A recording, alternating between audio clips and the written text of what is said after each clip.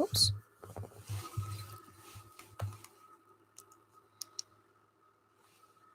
Spotlight was still on me. It's ridiculous. It's back. That's better. That's around where I wanted it to be. Oh. Hey, come sit by the hearth and listen to tales of, like, yore, probably. Yore is like the shitty old days. Alright.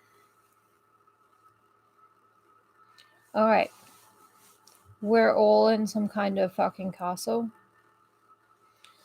There's, like, skins of dogs or whatever on the castle wall. And there's this yellow light, and it's actually firelight. And I'm just gonna get my fine wine. I forgot my fine wine.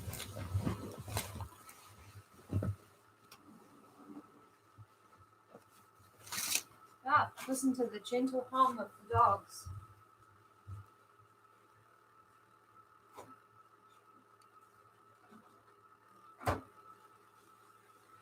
Oh, only the finest of wines. How the gates creak.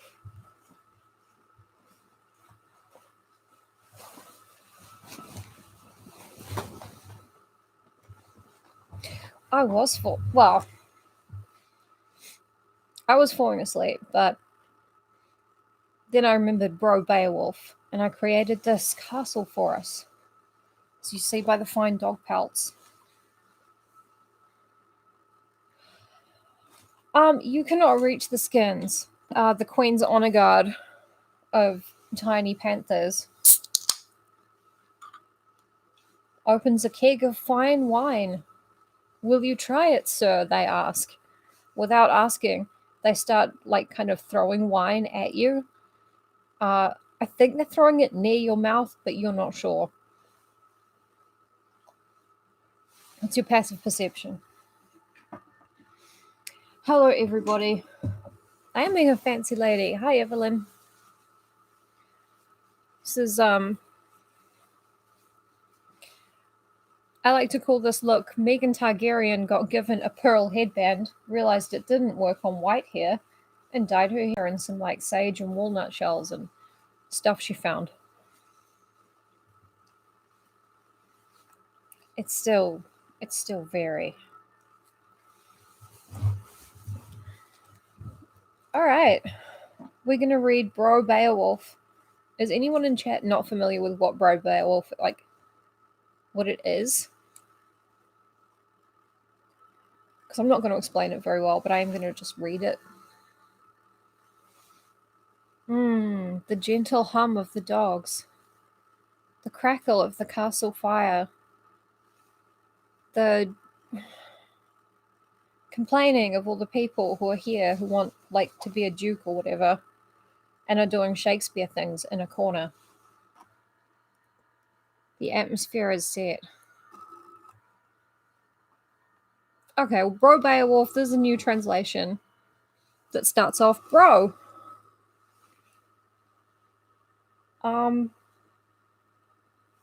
Basically, get ready to hear an amazing tale. Bro, tell me we still know how to speak of kings. In the old days, everyone knew what men were. Brave, bold, glory-bound. Only stories now, but I'll sound the Spear Dane song, hoarded for hungry times. Their first father was a foundling, shield chefing. He spent his youth fists up, browbeating every bastard brother, bonfiring his enemies. That man began in the waves, a baby in a basket, but he bootstrapped his way into a kingdom, trading loneliness for luxury. This guy fucking rocks. Whether they thought kneeling necessary or no, everyone, from head to tail of the Whale Road, bent down. There's a king. There's his crown. That's a good king. That's verse 1. She's really like... Okay, later, God sent Scyld a son, a wolf cub, further proof of manhood. Being God, he knew how the Spear Danes had suffered, the misery they'd mangled through, leaderless, long years of loss. So, the Life Lord, that almighty big boss, birthed them an earth shaker. Beowulf's name kissed legions of lips by the time he was half grown, but his old father was still breathing. And we all know, a boy can't daddy until his daddy's dead. A smart son gives gifts to his father's friends in peacetime. When war woos him, as war will, he'll need those troops to follow the leader. Privilege is the way men prime power the world over. Scyld was iron until the end. When he died, his warriors executed his final orders. They swaddled their king of rings and did just as the Dane had demanded, back when mind and meter could merge in his mouth. They bore him into the harbour, and into the bosom of a ship, that father they'd followed, that man that they'd adored. She was anchored and eager to embark, an ice maiden built to bear the weight of a prince. They laid him by the mast, packed tight in his treasure trove, bright swords, war weeds, his lap holding a hoard of flood tithes, each fair coin placed by a loyal man. He who pays the piper calls the tune. His shroud shone, ringed in runes, sun-stitched. I've never heard of any ship so heavy, nor corpse so rich. Scyld came into the world unfavoured. His men weighted him as well as the strangers had, who'd once warped him to the waves' weft. Even ghosts must be fitted to fight. The warband flew a golden flag over their main man. The salt sea saluted him, so too the storms, and Scyld's soldiers got drunk instead of crying.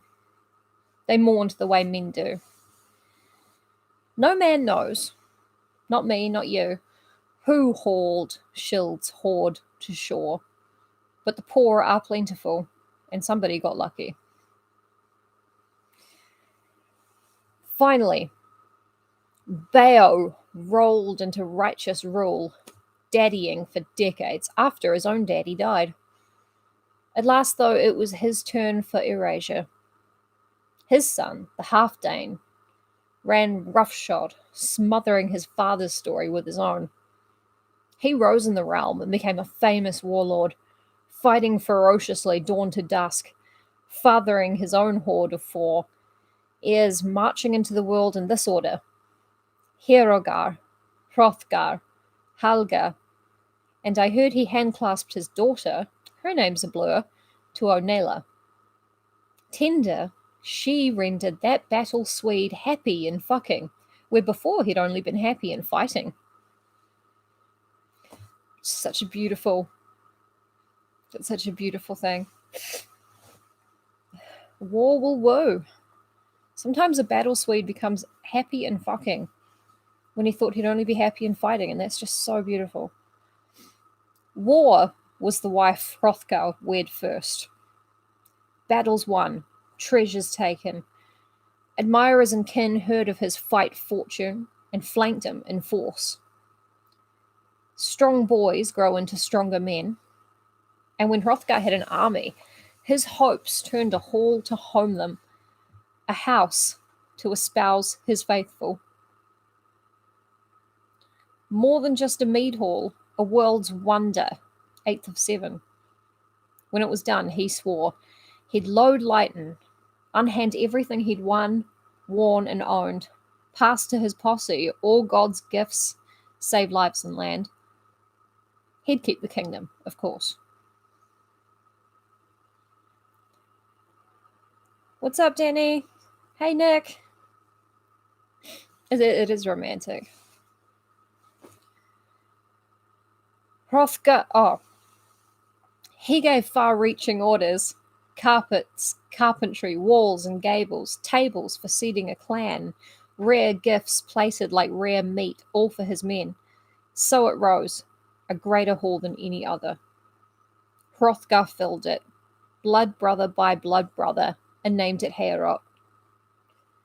His words were heard and heralded, and yes, bro, the man was more than just talk. He gave good gifts. His war wedded, wore king's rings, and drank their leaders' mead. Nightly he fated his fight family with fortunes. The hall loomed, golden towers antler-tipped. It was asking for burning, but that hadn't happened yet. You know how it is. Every castle wants invading, and every family has enemies born within it. Old grudges recrudesce. This is so good. This is so good. Speaking of grudges, out there, in the dark, one waited. He listened, holding himself hard to home, but he'd been lonely too long, brotherless, sludge-stranded. Now he heard and endured the din of drinkers. Their poetry poisoned his peace. Every night, turmoil, raucous laughter from Heorot, howling of harps, squawking of scops. Men recounting the history of men like them. The Almighty made earth for us, they sang, sun and moon for our delight, fens full of creatures for our feasting, meres to quench our thirst. Heorot's hall dwellers caroused by candlelight, stumbling to sleep with the sunrise, replete. Lambs bleating comfort, ease pleased, until the night wakefulness moved their watcher to wrath. Oh, hell yes, he is just about to call the cops. He's about to call noise control. Grendel was the name of this woe-walker. Unlucky, fucked by fate. He'd been living rough for years, ruling the wild, the mere, the fen, and the fastness, his kingdom. His creation was cursed under the line of Cain, the kin killer. The Lord, long ago, had taken Abel's side, though none of that was Grendel's doing. He'd descended from bloodstains. From Cain had come a cruel kind, seen by some as shadow-stalked, monsters, elves, giants who'd ground against God, and for that been banished. And cats. Under a new moon, Grendel set out to see what horde haunted this hall.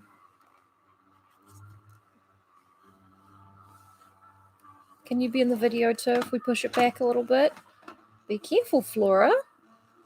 Be careful. It's making that noise again. Under a new moon, Grendel set out to see what horde haunted this hall. He found the ring Danes drunk, doused drowned, making beds of benches.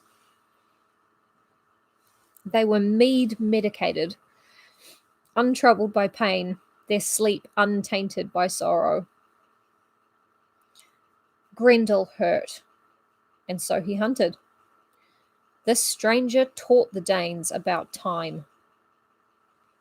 He struck, seized 30 dreaming men, and hied himself home, bludgeoning his burden as he bounded, for the Danes had slept sweetly in a world that had woken him, benefited from bounty, even as they'd broken him. When golden teeth tasted the sky, Grendel's silent skill was seen. His kills, grim crimson spilt on banquet boards. The war horde wailed at the spoiling of their sleep. At the depths, they had dived in darkness while their enemy ate. A mournful morning.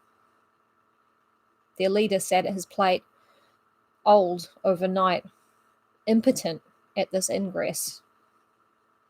The band tracked the invader, but not to his lair.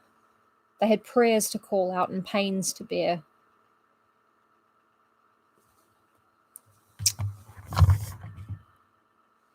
She's my Grendel.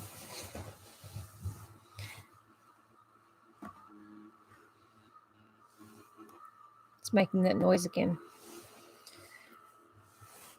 Grendel did not stay himself from slaughter. The next night, a second slaying, and then another. His rope played out and rotted through. A cursed course plotted without mercy, and corpse up to corpse cold in his keep. Bro, it was easy after that to count the weepers, men fleeing to cots beneath the king's wings. You'd have been a fool to miss the malice of the hell dweller, now hall dwelling. Those who lived left, or locked themselves in ladies' lodgings, far from fault lines. Those who stayed, slain.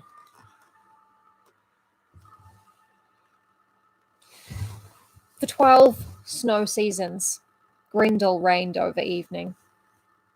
Hrothgar suffered, Heorot buffeted, no hero to hold it. Every outsider talked shit, telling legends and losses. Hrothgar's hall became a morgue, dark marks on floorboards. No songs, no scops, no searing meat, no blazing fire. And Grendel, incomplete, raided relentlessly.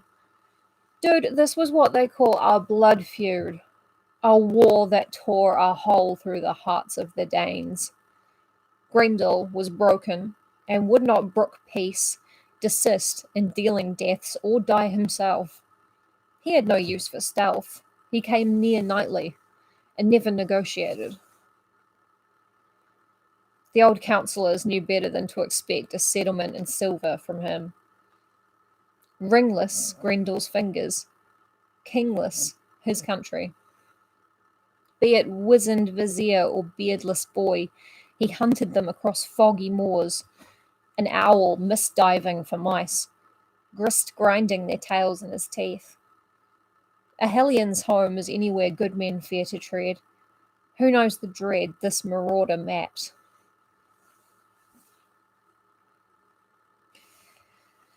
I'm kind of team Grendel, can't lie.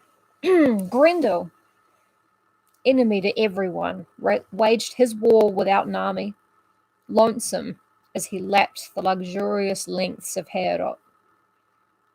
He howl haunted the hall at night, the gold gifter's throne throwing shade at him, his soul burning with dark flame.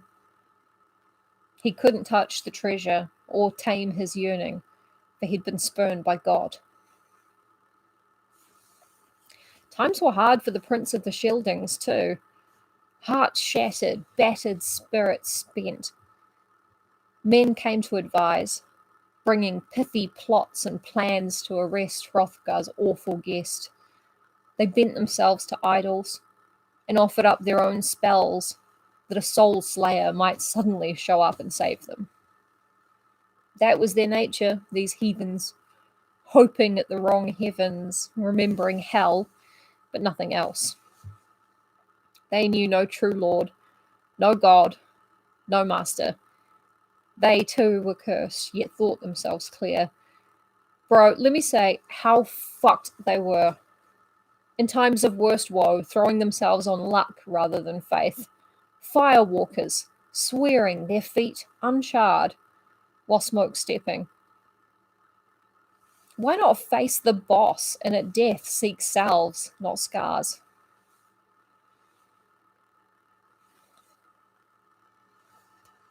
Oh, I have no chocolate, so I'm reading Beowulf. So it went for years, the hell-sent raider harrowing the half-Dane's son, who sat in silence, brooding over unhatched hopes, while in the dark his people shuddered, salt scourged by weeping, by nights spent waking instead of sleeping. News went global. In Geatland, Higlac's right-hand man heard about Grendel. Bro, here was a warrior like no other. Massive, mighty, born of noble blood. He called for a ship to be ready for his band, and boasted he'd try his teeth on this tale. Sail in as a saviour over the Swan Road. Seek that king and lend a hand as defender. His elders understood his quest, and though he was dear to them, they knew better than to spear him with speeches. They augured the omens, Ooh, and ushered him onward. The ooh is in the text, by the way. He found 14 fists for hire, the boldest men of the Geats, and enlisted them as fighters. He, as their captain, went aboard to pilot the vessel with sea skill through keen currents and mean depths. Soon it was time to depart. The boat's belly was wet, and beneath the land locks these warriors met, cheering, bringing battle gear into her bosom. Whew. As sand spit and surf sang, they pushed off and sent themselves to sea, made men. The wind sent them surging. With a foam-feathered throat, their bird flew free, sailing with certainty over salt waters. On the second day she sought a shore, and the men saw cliffs, crags uplifting from the ocean, the end of the voyage. Overboard the Geats leapt, shifting from sailors to soldiers the moment their souls touched solid earth. Their weapons rattled as they moored the boat, their mail unveiled in sunlight. They thanked God for easy passage and sweet seas. Oh, you gotta face the boss, Josh. Just blending seamlessly with the little clip-ins there. Far above them, the Scyldings' watchman waited. It was his duty to keep these cliffs unclimbed. When his gaze hit gleam, swords and shields glittering across the gangplank, passing without permission, Hrothgar's man set out for the sand on horseback, straight spear in hand, to stand formally and question them. How dare you come to Denmark costumed for war? Chainmail and swords. There's a dress code. You're denied. I'm the Danes' doorman. This is my lord's door. Who are you that you dare steer your ship for our shore? I'm the watcher of these waters, I have been for years, and it's my duty to scan the sea for shield-bearing dangers to Danes. I've never seen any force come so confidently over swells, certain of welcome, no welcome won. Did you send word? No. Were you invited? No. You're not on the guest list. And also, who's the giant? What weapons does he hold? Oh, hell no. He is no small-time hall soldier, but noble. Look at his armor. I'm done here. Spies, state your secrets or be denounced. Who are you? What's your business? Where'd you come from? I'll ask one more time. You're not coming past this cliff. Answer now or bounce. You men. Who, where, why? I love this guy. This guy's my favorite. Oh, your posts aren't showing up, Nick. I'm sorry. That sucks. Oh. I don't know how to fix YouTube. Their leader unlocked his word hoard. He was the senior soldier, so he spat certainty. We are Geats, born and bred, bound to Hagelak. My father was Echdal. No doubt you've heard of him. He was famous. He lived through winters that would have pressed the life from a lesser. And though he's long since left us, everyone, the world over, knows my daddy's name. We come in peace, looking for your lord and land shield, the son of a half-Dane. Kindly give us directions and we'll get gone. We're here to offer ourselves up to the Dane's lord, and our plans are open. No secrets from you. Is it true that something savage walks at night? We've heard the stories, that misery stalks and rages here, that good men are endangered here by a stranger in this country. We come to counsel your king on how to cleave his reaver and court calm. If there's respite to be had, I'm the lad to bring it. Otherwise, Hrothgar will be grieving and desperate as long as his hall hangs. I see it there. at the horizon. Well, your posts are back now. I can see them. The watchman was unmoved, his authority innate. He sat tall on horseback. I know the difference between words and deeds, as anyone with half a brain does. Thus far, I'll endorse your scheme. You seem a troop true to my lord. The rest is in the proving. Come then, bring your battle gear. I'll lead you to my leader and send my guards to circle your new tarred ship on the sandbar until it's time for her to rise, ring proud over this rolling road, and be boarded again by whichever of you, if any, survive the sword storm you've sought. Off they went, agreed, leaving their own mount, that wide wave rover, hitched to rope and anchor. Boars bristled from their cheek shields, gold forced into fierce forms by fire. The watchman led them toward their war. 15 men heeded him and marched with speed until the timbered hall was before them, shimmering, golden. The structure best known under the sun and stars to every citizen of Earth. This was a place where real men could be rebirthed, and their guide pointed the path to it, then turned tail, saying, I've been away from my sea view too long. May the Father leave you living. As for me, I return to my ocean post to scan the shore for other enemies. And to tell them about the dress code, apparently, in Denmark. I love the idea of framing that as a dress code. You turn up here in your armor? What? The road was stone cobbled and kept them coming correct. A straight line of marchers, war garb gleaming, chains linked by hardened hands, their armor ringing loud as any hall bell.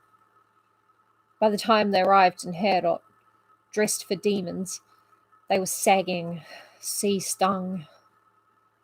They stacked shields, wood weathered against the walls, and then sat down on benches, their metal making music. Their spears they stood like sleeping soldiers, tall but tilting, grey ash, a death grove. Each maker of armoured din was twin to his weapon. A man of Hrothgar's company, admiring them, inquired, What kingdom sent you here, boys? With your crests and shields, your gilt helmets and grey-clothed chests, your sharpened spears. I'm Hrothgar's herald and officer, and in all my years I've never seen such an impressive assembly of outlanders. You've too much style to be exiles, so I expect you must be heroes, sent to Hrothgar. The man, we know him, his name means nerve, the leader of the Geats, hardcore in his helmet, spoke their mission succinctly. We're Haggalek's service, trained and ready. Beowulf's my name. If the half-Dane's son, your leader and lord, would allow me to come to him, I'll explain my errand in a few words. Wulfgar, a Wendel warrior renowned and warranted for wisdom and for the tempered edge of his nature, replied, I'll ferry your request to our king and ring giver, lord of the Scyldings, and see what, if anything, he offers in response. I'll return with his answer as quickly as he gives it me.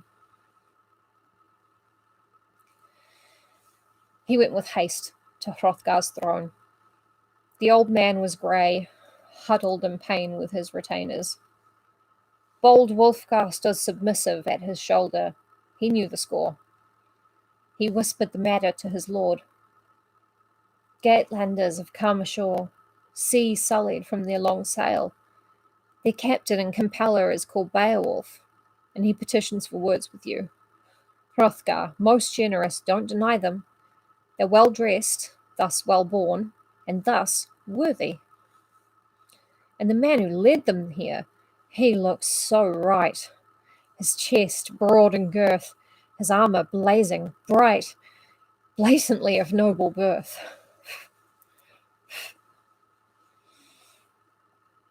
Hrothgar, the Scylding's helm, lifted his head. Beowulf. I knew him when he was a boy, and I knew his daddy too, Ecgtheow, with whom Hrethel the Great Get bedded his daughter down. Their son and heir is here to bring health to me. A crew of mine once crossed to Geatland with gifts from me to his father, and they brought back a cargo of stories.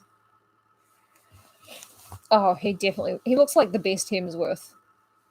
Chris. I mean, Chris. Ecgtheow's boy, they said, had a hand grip as strong as that of 30 men. How did they know how hard his hand was gripping? Oh, fuck's sake. I have to adjust the ancient scrolls of yore. Get the tab back. I was thinking about Chris Hemsworth. I'm not going to deny that.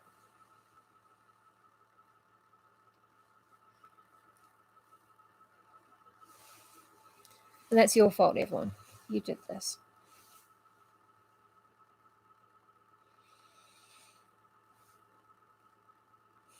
Ecgtheow's boy, they said, had a hand grip as strong as that of 30 men.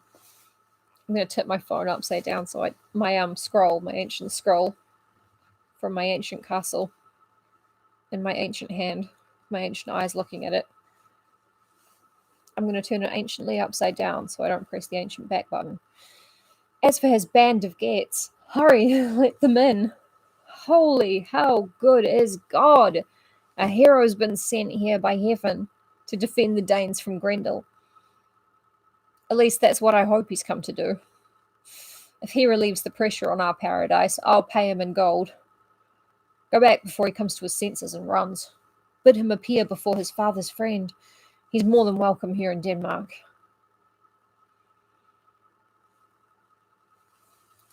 Wulfgar returned to the Geats, stood at the door and said, My king, the East Danes' leader in arms, tells me he knows your father, and that you seafarers are welcomed into Heorot. He hails you as he would homecoming soldiers. Go dressed in your war gear, your helms, your masks, and present yourself to Hrothgar. No shields necessary, nor spears, boys. Leave your slaughter slingers here.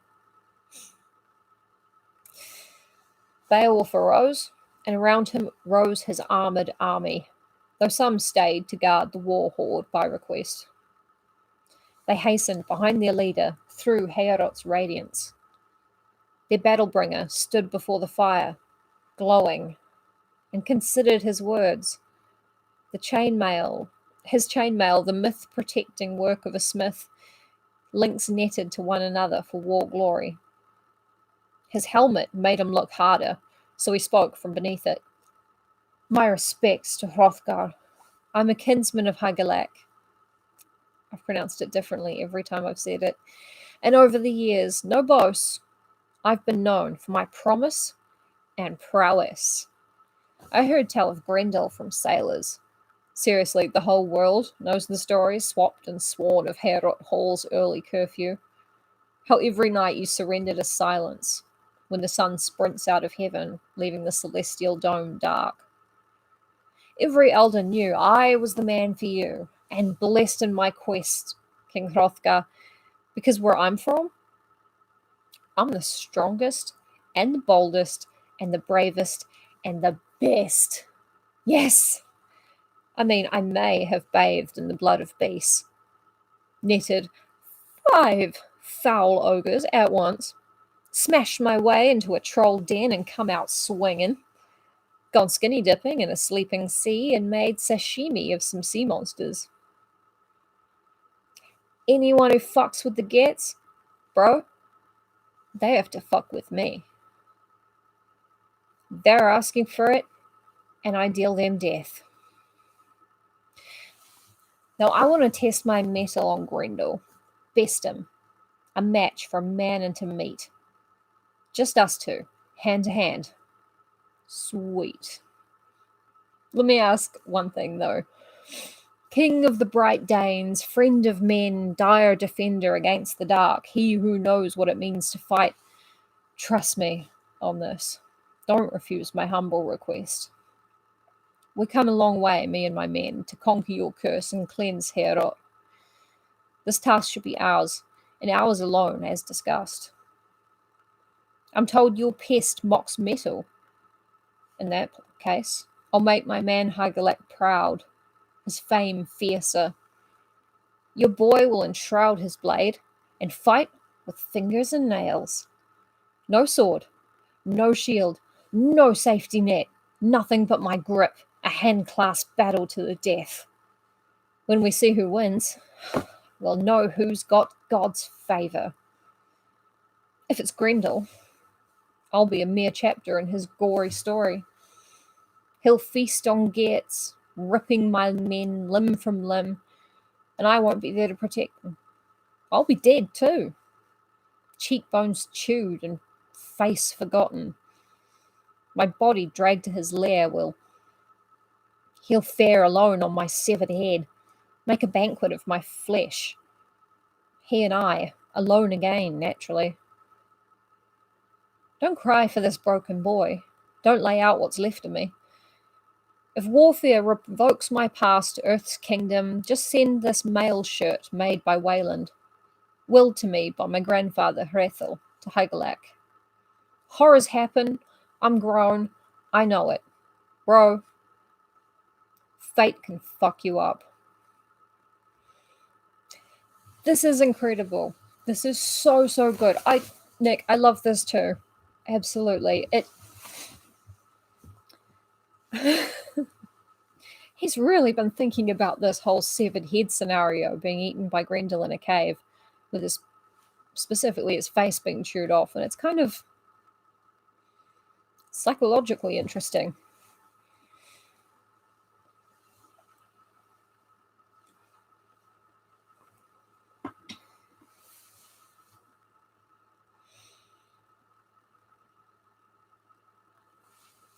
Yeah, I feel like this should be read by a real bro. But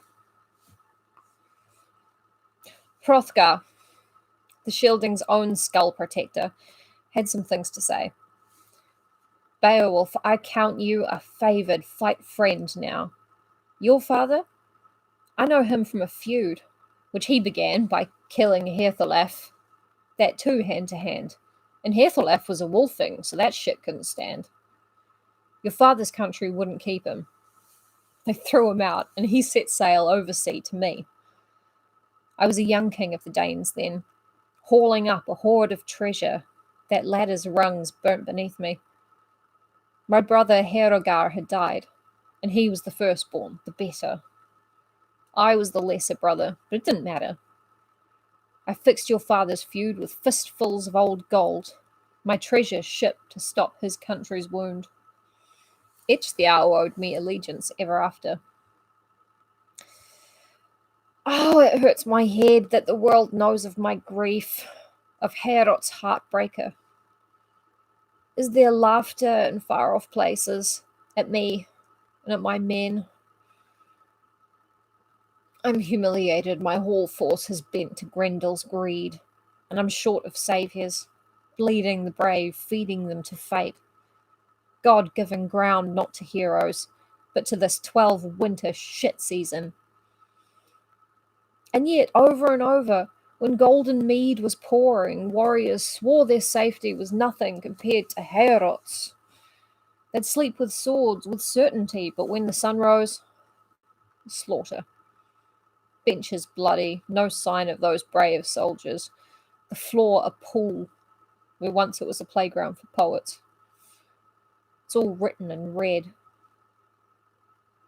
Know before you dine, Beowulf. Your predecessors are deceased. But sit down, my new old friend. Boy, enjoy the feast. Take your place in the tale of my heroes and their hopes. A banquet bench was brought, an empty one, so every Get could sit beside his brothers, and there they dined, in splendour. At their shoulders stood a server, and he held a jewelled ewer filled with mead, sweet for singing and for feasting. A scop sang too, his voice surging like a swallow into the verging arches of Heorot, cheering for this party of Danes and Geats, all bold men met to bet on Beowulf. Near Hrothgar's feet squatted Unferth, Ecglaf's son, unconvinced, whispering churlish words. Beowulf's bravado bristled him, and envy ate him alive. He'd historically been glorious, and the notion that another, more notorious under heaven, might enjoy greater greatness made him gnash. Bro, do you happen to be the Beowulf who challenged Breca in the open ocean, insisting you should swim in shark seas for no reason but to prove your petty prowess? Boasting that no boat should guard your lives, but that you should risk them recklessly. I heard no